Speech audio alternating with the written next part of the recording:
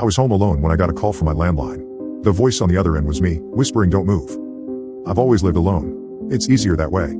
No arguments about dishes, no compromising on the thermostat, no explaining why I sometimes wake up screaming at 3 a.m. Just me, my books, and the old Victorian house I inherited from my grandmother. The landline was her idea. Cell phones fail, Jacob, she'd said before she passed. When something goes wrong, you'll want a real phone. I kept it connected mostly out of respect for her memory.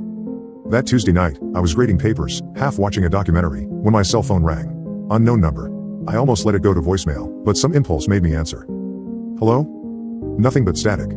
I was about to hang up when I heard something in the white noise. Jacob. I sat up straighter. Who is this? More static. Then, the landline will ring. Answer it. Please. Before I could respond, the call ended.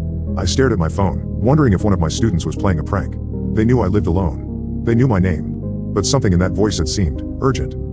The landline rang exactly 14 minutes later. I remember checking the time, 10:47 p.m., as I approached the old beige phone mounted on the kitchen wall. Hello?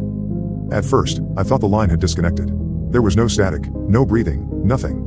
Then I heard it, my own voice, but wrong somehow. Strained and desperate. Don't move. The hairs on my arm stood up. It was unmistakably my voice, the same slight rasp, the same cadence, but I hadn't spoken. Who is this? I demanded. Please, my voice whispered back. If you value your life, don't move. Stayed perfectly still for the next 60 seconds. Is this some kind of joke? How are you? Please. The desperation in my own voice startled me into silence. 53 seconds. Don't move. I froze, the receiver pressed against my ear, eyes darting around the kitchen. Nothing seemed amiss. The refrigerator hummed. Outside, a car drove past, its headlights briefly illuminating the room through the blinds. 38 seconds, my voice whispered. I became aware of a sound I hadn't noticed before. A soft, rhythmic clicking, like the tapping of something hard against glass. It seemed to be coming from the window above the sink. 11 seconds. The clicking grew faster, more insistent. I desperately wanted to turn my head to look, but the warning held me in place.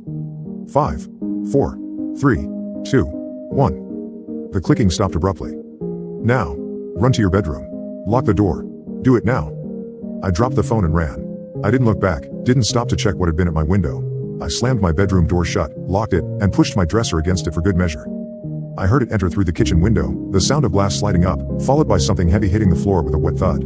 Then silence. I pressed my ear against the door, straining to hear. Footsteps. Slow, dragging footsteps, accompanied by that clicking sound. It was moving through my house methodically, as if searching. It paused at each door before moving on.